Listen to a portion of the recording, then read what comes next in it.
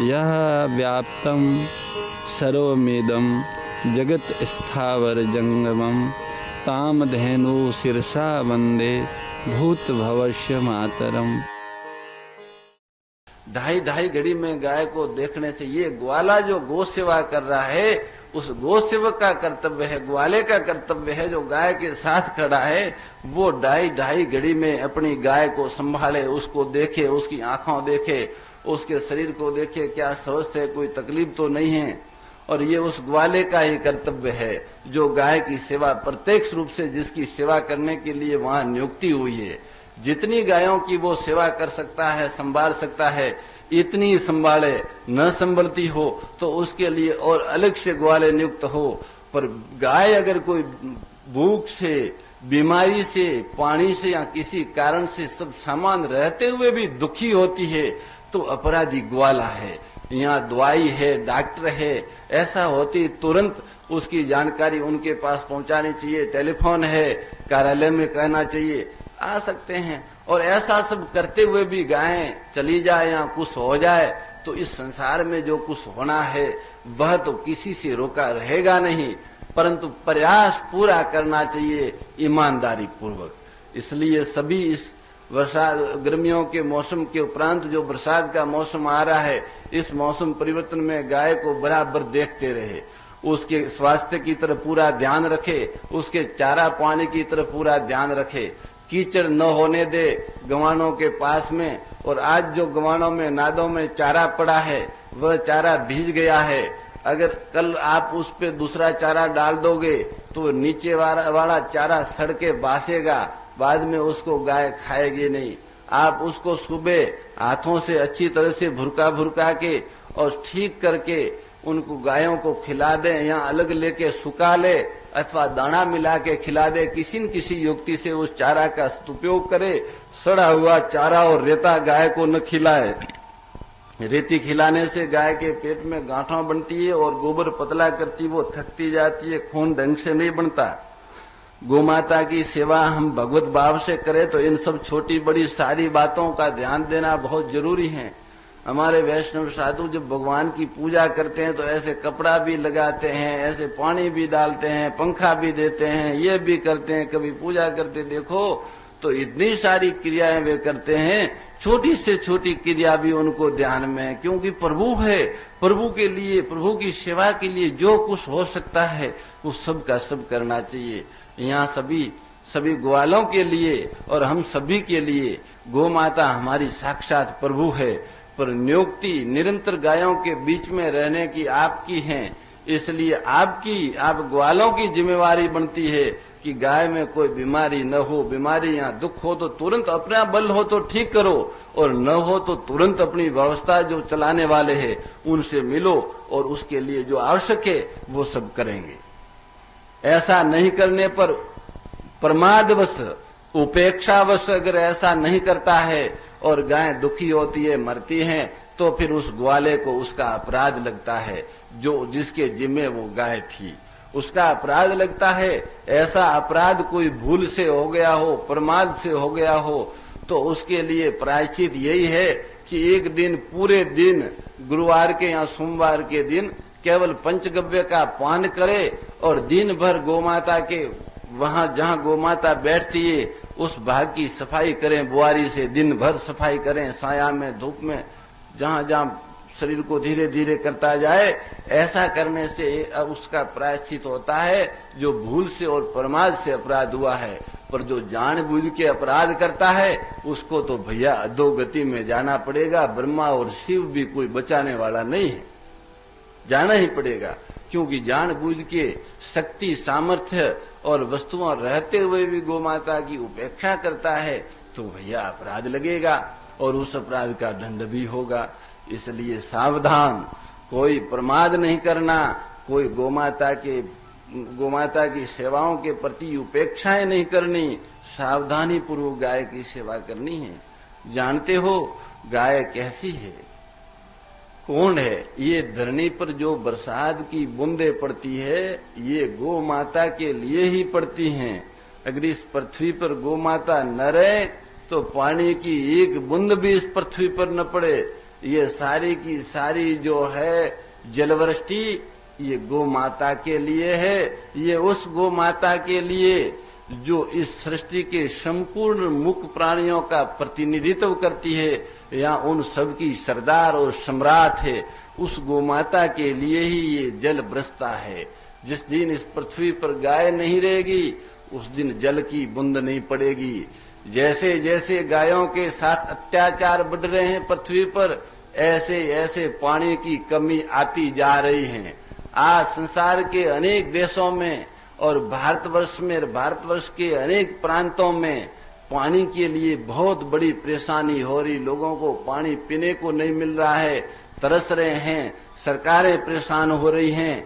और ऐसा कहा जा रहा है कि अब की लड़ाई पानी के लिए होगी, पानी कम पड़ता जा रहा है। क्या करे वैज्ञानिक, क्या करे सरकार, क्या करे उसकी टेक्नोलॉजी, पानी को कहां से बनावे? नहीं बना सकता। पानी तो वो प्रभु ही देगा, उसी तरह हवा भी वही देगा, आकाश, अग्नि और पृथ्वी भी वही दे सकता है और कोई नहीं दे सकता। ये जल केवल गौ माता के लिए बरसता है। और देखो कैसे कहां से आता है, कहां जाता है, ये प्रत्यक्ष देखने की चीज है। गायों के घटाव के कारण जल घट रहा है।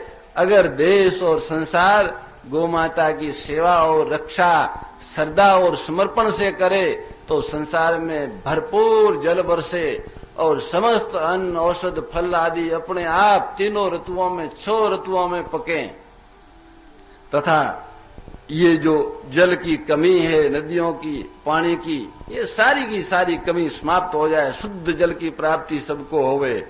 पर हाँ, शर्त एक है, इस पृथ्वी पर गौ माता पीड़ित नहीं होनी चाहिए। गौ माता की हत्या करने की बात तो दूर रही, पर उसको पीड़ा भी नहीं देना चाहिए।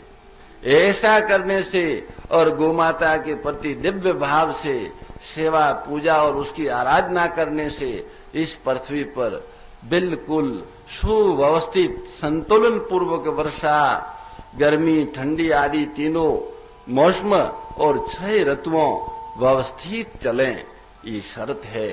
गाय पीड़ित नहीं होनी चाहिए। ये जमीन गौ माता की है। क्यों? गोपाल की है, गौ माता की है, गोपाल की है, सर्वे भूमि गोपाल की। जब गौ माता को सभी जगह जहां चारा है, पानी है, लहलहाते हरे हरे मैदान है, वहां पर चरने नहीं दिया जाएगा तो फिर बरसात क्यों होगी, पृथ्वी क्यों पकेगी, नदियों क्यों चलेगी? आज गंगा, यमुना, नर्मदा, कावेरी और जो हमारी बड़ी बड़ी ब्रह्मपुत्र आदि नदियां है, उस नदियों के किनारों को लोगों ने अपने कब्जे में कर लिया, अपने अधिकार में कर लिया। गौ माता के चरने के लिए वहां पर नदियों के किनारों के उस जंगल को, हरे भरे घास को उन्होंने नष्ट करके अपनी ऐसी फसलें बोनी चाहिए जिससे उनकी आमदनी बढ़े। ऐसे ही देश भर में बड़े बड़े जो गोचर चारागाह और पहाड़ों पर जो पठारों पर गौ माता के अलग अलग स्थान थे चरने के, उनके ऊपर भी कई प्रकार के एनजीओ और एजेंसियों ने कब्जा कर लिया।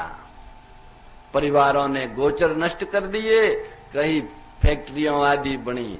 इस तरह गौ माता के अधिकार में आने वाले गोचरों को नष्ट करने से पानी की कमी आ गई और पृथ्वी में इतना अन्न उत्पन्न होने के बाद भी भूख मर रहे हैं लोग। भैयाओ देखो, इतना ही नहीं किया, गाय की जमीन तो हड़पी, पर गाय को कसाई के हाथ दिया, उसको कटवाया, उसका मांस बिकवा के उसके पैसों से अपने देश और समाज परिवार का विकास करने का दुष्प्रयास किया। ऐसा भयंकर अपराध करने वाला ये समाज श्वास लेने का भी अधिकारी नहीं है, जल पीने का अधिकार तो इनको है ही नहीं। जिस मनुष्य समाज ने पूज्य गौमाता का अनादर किया, उसके साथ अत्याचार किया और उसके अधिकारों के गोचरों का, उनके अधिकारों का हनन किया, ऐसे दुर्बुद्ध मनुष्य इस पृथ्वी पर रहने के अधिकारी नहीं है। उनको महाप्रलय से पहले इस पृथ्वी के कंपन के अंदर धस के डूब जाना चाहिए। वे अधिक समय तक इस पृथ्वी पर रहेंगे तो और पापाचार होगा, क्योंकि ऐसे मनुष्यों की कुबुद्धि के परिणाम स्वरूप ही ये सारे के सारे प्राकृतिक आपदाएं और समस्त विघ्न यहाँ खड़े होते हैं। इस पृथ्वी को पहाड़ों का बोझ नहीं लगता है। हिमालय आदि बड़े बड़े जो पर्वत है भारत में अथवा दूसरे देशों में, उससे ये पृथ्वी भारी नहीं मरती है। उन लोगों से भारी मरती है जो गोमाता की उपेक्षा करते हैं, उसके हत्यारे हैं, उसकी हत्या का अनुमोदन करते हैं और मुक प्राणी तथा गरीब और असमर्थ प्राणियों के अधिकारों का हनन करते हैं। ऐसे दुष्ट दुष्कृति असुरों से ये भूमाता भयभीत, पीड़ित और बोझिली हो जाती हैं। ये असुर कोई सिंह वाले नहीं होते हैं, वही है जो गोमाता की किसी तरह से उपेक्षा करते हैं या उसके अधिकारों का हनन अथवा उनकी हत्या का अनुमोदन अथवा उनके सेवा में विघ्न पड़े ऐसी प्रवृत्ति। इनमें से कोई कुछ भी करे, थोड़ा थोड़ा सभी अपराधी है। गाय को छोड़ने वाला, गाय की उपेक्षा करने वाला, गाय को कत्ल खाने बेचने वाला, उसको ले जाने वाला, मारने वाला, मांस बेचने वाला और मांस बेचने और मारने के कारखानों को खोलने वाला, सरकार, राजा, वे सब के सब इस गो हत्या के बराबर अधिकारी है। इस तरह की हत्या होते हुए चुप रह के मुक होके देखते रहने वाला भी अपराधी है और सेवाओं में कोई विघ्न डालने वाला व्यक्ति भी अपराधी है। थोड़े कम है पर है सभी इसमें अपराधी। जहां ऐसे पवित्र कार्य होते हैं वहां पे हम लोगों को तन मन और अपने सभी भावों से गोमाता को सर्वोपरि, गोमाता के हित का ध्येय सर्वोपरि रख के चलना चाहिए। वहां पर भी अपना अपना अहंकार और स्वार्थ आता है तो ये महामूढ़ता और पतन का प्रतीक है। अब भाई गाय की सेवा की और गाय की पूजा की, गाय की रक्षा की बात कितनी महत्वपूर्ण है ये वेद शास्त्रों में विस्तार पूर्वक बताया है। हम तो कोई विद्वान नहीं हैं, किसी को उपदेश देने के लिए इस पृथ्वी पर नहीं आए। हम तो भैया अपने ही इस घर को साफ करने की मेहनत कर रहे हैं, अपने ही आपके दोषों से मिटने का प्रयास कर रहे हैं और आपसे भी निवेदन करते हैं कि आप अपना अपना हित करो, अपने मित्र बनो, अपने शत्रु मत बनो। होगा वो सबका मित्र हो जाएगा, जो अपना ही मित्र नहीं होगा वो सबका शत्रु होगा, उनके सब शत्रु होंगे। इसलिए पहले अपने मित्र बनो, अपने खुद के प्यारे बनो, अपने से अपने को देखो, अपने दोषों को मिटाओ। मोर मुकुट बंशी वाले की जय, गौ माता की जय।